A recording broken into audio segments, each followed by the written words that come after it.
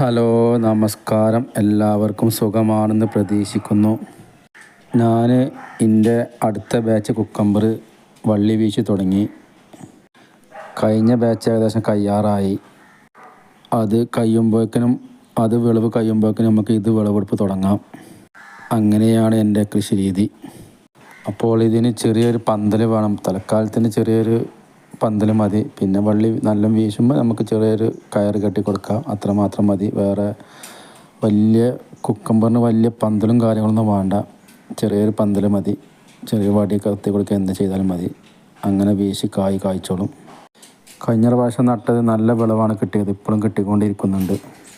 ഈ ഗ്രോ ബാഗിൽ നട്ട് കഴിഞ്ഞാൽ നമുക്ക് ഏത് സ്ഥലത്തേക്കും അങ്ങോട്ടും മാറ്റി മറിച്ചും വെക്കാം. ഏത് സ്ഥലത്തേക്കും വെക്കാം. നമുക്കൊരു അലങ്കാര ചെടിയായിട്ടും മാറ്റി അങ്ങോട്ടും മാറ്റി വെക്കാം. അങ്ങനെ ഒരു ഉപകാരമുണ്ട് ഈ ഗ്രോ ബാഗിൽ കൃഷി ചെയ്താൽ. ഞാൻ കൂടുതലും ഗ്രോ ബാഗിലാണ് കൃഷി ചെയ്യാറ്. ഗ്രോ ബാഗിൽ നമ്മൾ കൊടുക്കുന്ന വളം കൊടുത്താൽ ഫുള്ള് ചെടിക്ക് കിട്ടും. മറ്റേത് മണ്ണിലാകുമ്പോൾ അത് കുറച്ച് അങ്ങോട്ടും പോകും. കളശല്യം ഉണ്ടാവുകയില്ല.